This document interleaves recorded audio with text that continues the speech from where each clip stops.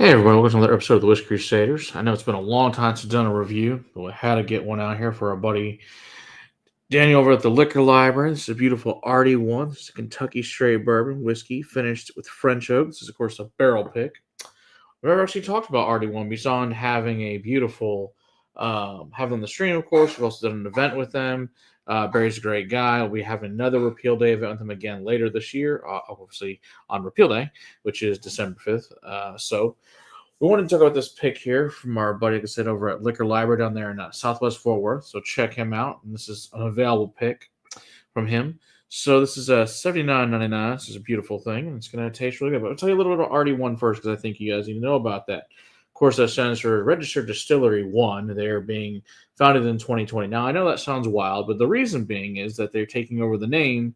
Of course, the Ashton Distillery was the very first one, which eventually became the William Tarr Distillery. And that's because of the first federally licensed distillery in Lexington.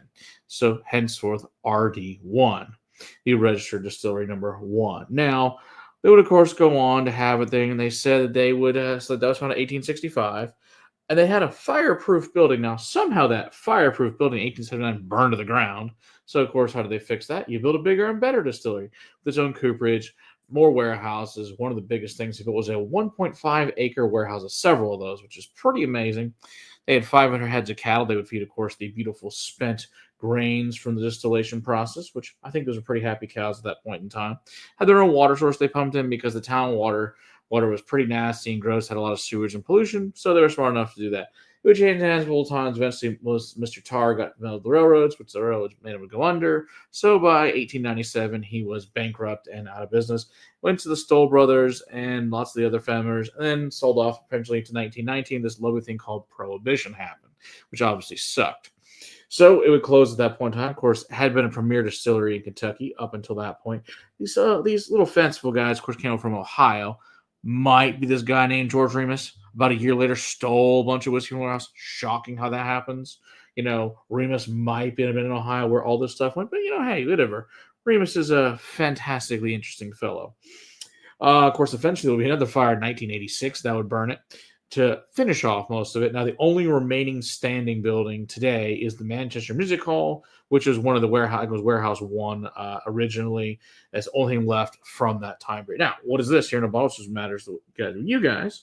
Like I said, this is a French oak liquor library pick, which is 4 years on that, and then 2 to 4 months with the French oak stays that are 2 to 3 year air dried in California that are stuck in the barrel, of course, in their own toasting level, and make this beautifulness happen. Now, the mash bill is 70% corn, 21% rye, 9% malted barley, and is made at Western Kentucky Distilling because they are currently building an actual RD1 distillery. It's being built, and that's coming here online very soon. Now, what you guys care is, how does this thing nose and taste? All right, let's see what we got here.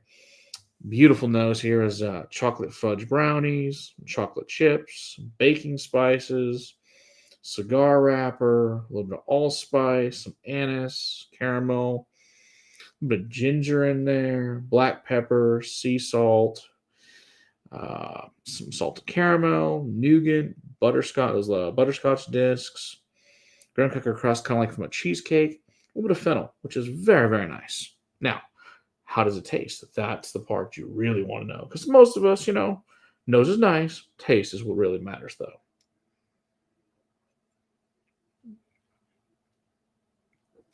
Oh, that's good. Oh, it is cask strength. The proof on this bad boy is 60.82, so 121.64. Beautiful single barrel. Once again, Liquor Library in Fort Worth, $79.99. Awesome. Great price. Still available there, down right there. So everybody, Daniel, beautiful store. You want to check it out for sure. Everything's at retail, so you're in good hands down there. All right, so the taste. So let's say here. So this is a lot of nice spicy French oak, obviously, in the front. A lot of rye in there, black pepper, dark chocolates, baking spices, a little bit of anise, that burnt caramel. Nice and oaky, cinnamon toast crunch. Very oily, got right barrel char, like a freshly lit cigar smoke on there. So that's on your initial pass.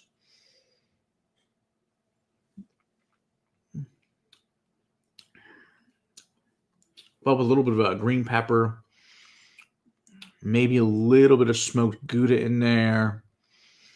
A little bit of pears, which is interesting. Like dark black cherries. It's quite tasty. Really enjoy that. That's fun. Now, as you guys also know, when I like something, generally most bottles you guys know are pretty full around here. Sometimes I like something a lot. So I've had this open for about, I don't know, about 2, 3 weeks now. I might have liked this one, which generally doesn't happen around here. So as you guys know, most of my bottles are about here. This one's here. So that should tell you how good this pick is. So, like I said, go see Daniel at the Liquor Library in Fort Worth. Awesome guy, great place. You'll enjoy it.